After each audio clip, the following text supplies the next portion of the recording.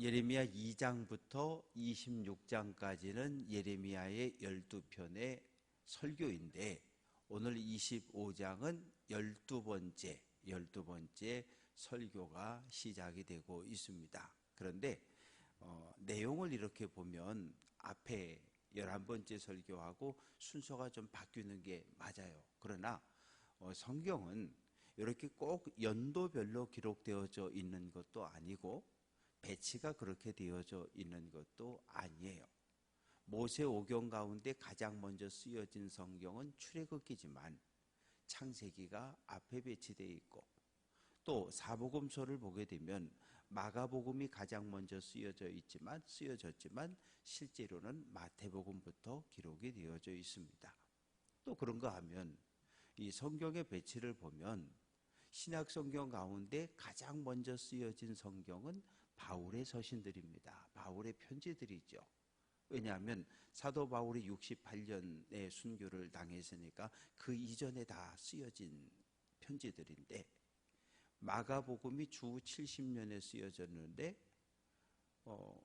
마태복음은 주 80년에 쓰여졌고, 이 쓰여진 순서가 아니라 이 배치한 사람들의 의도에 따라서 배치가 되어져 있음을 볼 수 있고, 오늘 예레미야 25장도 마찬가지예요.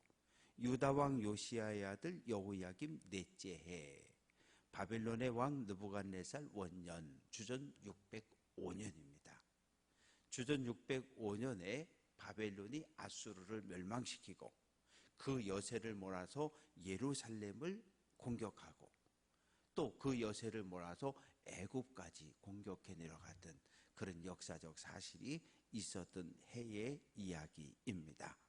하나님께 받은 말씀은 뭐냐 하면, 예레미야야, 남유다 백성 예루살렘에 있는 모든 사람들에게 이야기해라. 3절 말씀 보면, 내가 23년 동안 선지자로 사역하면서 계속해서 하나님의 말씀을 너희에게 선포했다. 또 4절 말씀 보면, 여호와께서 그의 모든 종 선지자들을 너희에게 끊임없이 보내셨다. 남북으로 분단된 이후에, 북이스라엘이 멸망된 이후에 이사야를 보냈고, 예레미야를 보냈고, 호세아를 보냈고, 아모스를 보냈고, 하박국을 보냈고, 계속해서 남유다의 선지자들을 보내서 하나님의 말씀을 선포하게 했는데, 분명 하나님의 말씀이 선포되었는데 안 들었다는 이야기예요. 귀로는 듣고 순종하지 않았다는 거예요. 그 내용은 무엇입니까? 5절, 너희는 각자의 악한 길과 악행을 버리고 돌아오라. 돌아오라. 운전하고 가다가 그만 좌회전 했어야 되는데 좌회전을 못했어요. 그러면 어떻게 해요? 쭉 가다가 유턴하는 데서 유턴해가지고 와서 우회전해서 가야 되잖아요.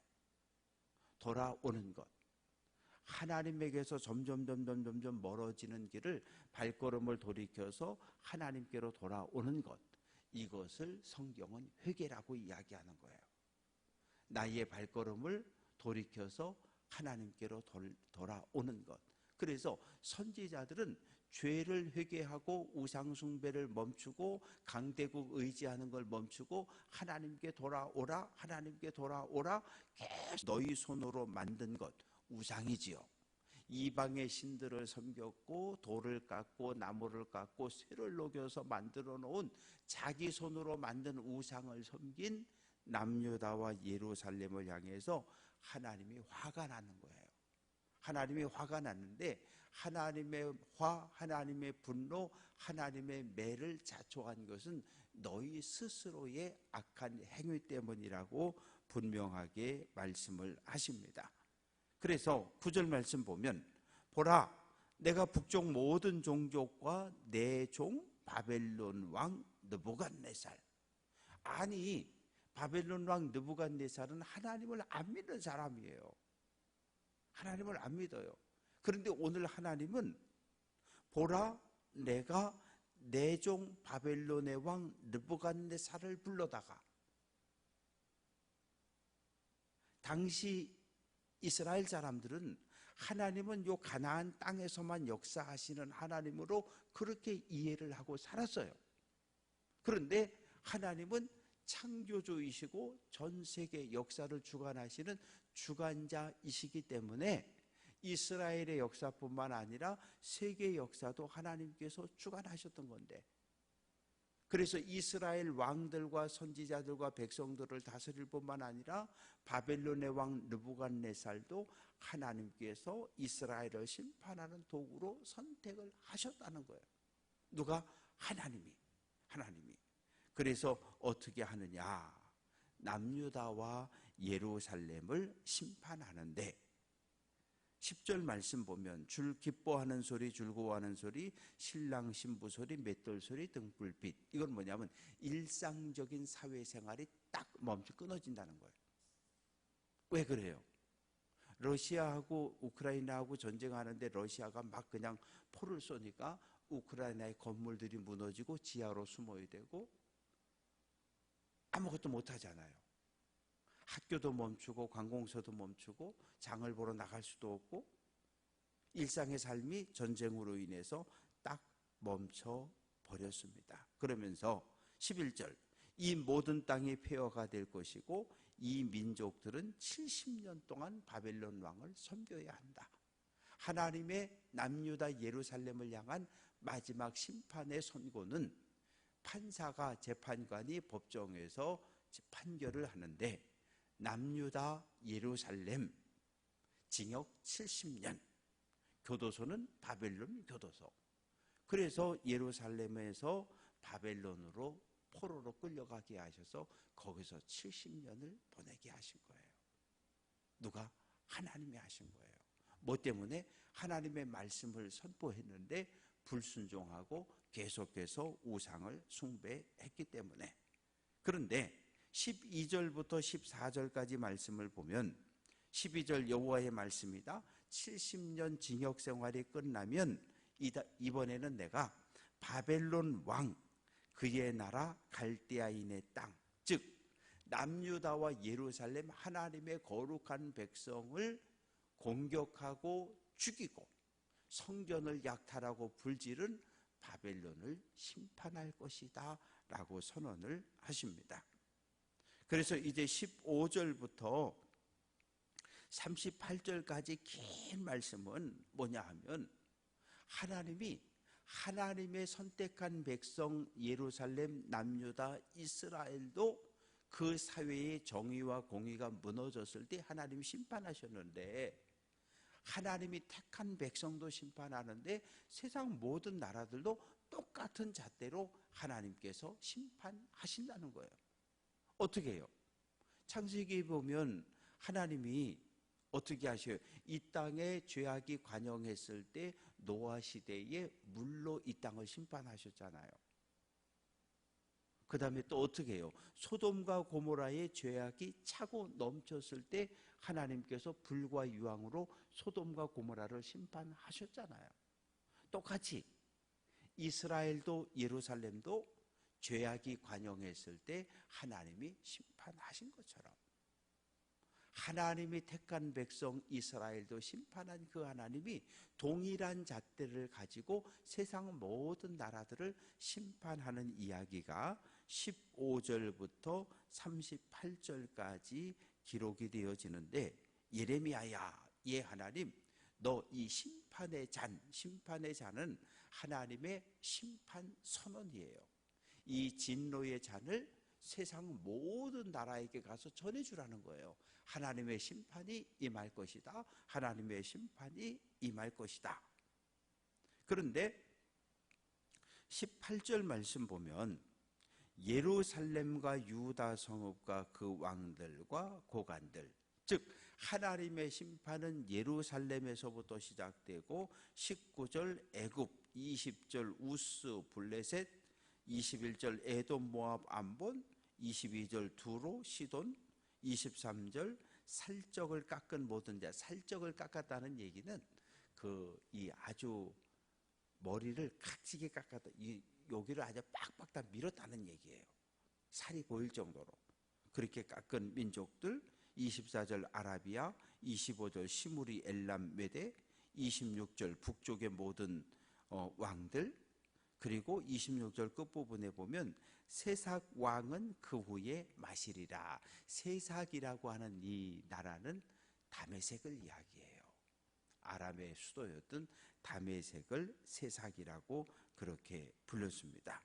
그래서 구체적으로 27절부터 심판의 내용이 기록이 되어져 있는데, 하나님의 심판이 임하면 하나님의 이 진노의 잔을 27절 마시고 취하여 토하고 엎드러져 다시 일어나지 못한다.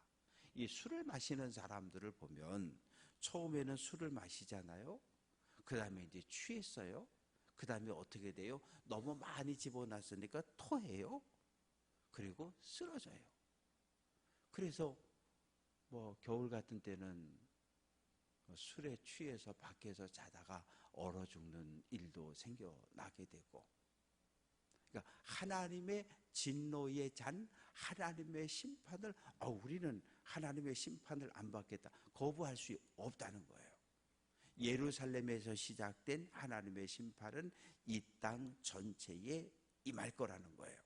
29절 보라, 내가 내 이름으로 일컬음을 받는 성 예루살렘에서부터 재앙이 시작돼서 온 세계 모든 나라로 미치는데, 30절 세상 모든 주민에 대하여 포도 밟는 자같이 흥겹게 노래하리라.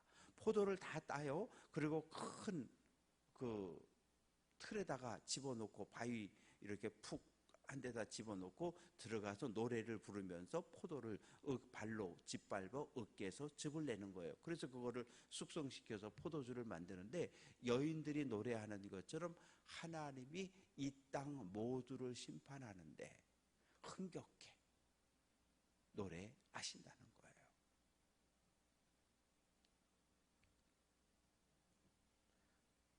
그래서 33절 말씀 보면 하나님에게 죽임을 당한 자가 땅 이 끝에서 땅 저 끝까지 동시에 하나님의 심판을 받고, 너무나 많은 사람이 동시에 죽어서 누굴 슬퍼할 틈도 없고 장례를 치를 틈도 없고, 그냥 동네마다 거리마다 산마다 곳곳마다 시체가 널브러져 있고 그곳에서 썩을 것이다. 그러면서 34절 너희 목자들아, 너희 양떼의 인도자들아, 너희 왕들아, 너희 방백과 관리와, 요즘 말로 하면 대통령아, 국무총리야, 장차관아, 너희는 슬피 울어라. 왜? 너희도 하나님의 심판을 견딜 수 없다고 하는 거예요. 그래서 35절 목자들은 도망할 수 없고 양떼의 인도자들은 도주할 수 없다. 한 시대, 한 지역, 한 백성을 다스리고 통치하는 지도자들의 죄를 더 심하게 묻겠다는 거예요. 나라의 어려움이 처하면 공직자들이 본을 보여서 헌신하고 섬기는 것이 아니라 도망을 가잖아요. 비행기 타고 권력을 가지고. 그래서 하나님께서 그것을 다 막아버린다는 거예요. 그래서 왕으로부터 모든 지도자들에 이르기까지 하나님의 심판을 결단코 피할 수 없다는 거죠. 말씀을 정리해 봅니다. 하나님은 남유다 예루살렘이 하나님의 말씀에 불순종하고 우상을 숭배하고 강대국을 의지했을 때 심판하셨어요. 누구를 통해서? 바벨론을 통해서. 그런데 징역 70년의 세월이 끝나면 하나님께서는 이 바벨론도 심판할 것을 선언하셨는데, 정말 그렇게 됐잖아요. 누가? 바사 제국 고레스 왕이 바벨론을 무너뜨리잖아요. 바벨론의 멸망은 남유다 백성의 해방과 예루살렘의 귀환으로 이어진 거예요. 일본이 핵폭탄 2개 두들겨 맞고서 항복을 하잖아요. 일본의 항복은, 일본의 패전은 우리나라, 우리 민족의 해방을 불러왔던 것처럼 바벨론의 심판과 멸망은 남유다 예루살렘의 회복으로 이어집니다. 우리가 이 땅에 살아가는 동안에 늘 하나님을 의식해야 할 것은, 하나님은 창조주이시지만 하나님은 역사의 주관자, 역사의 주재자, 주권자라고 하는 것은 뭐냐면 실제로 이 땅을 통치하시는 분임을 우리가 늘 기억하고, 요셉처럼 하나님이 눈에 보이지는 않지만 하나님을 의식하며 오늘 한 날도 믿음의 길을 잘 달려갈 수 있는 귀한 성도들 될 수 있기를 주님의 이름으로 축원합니다.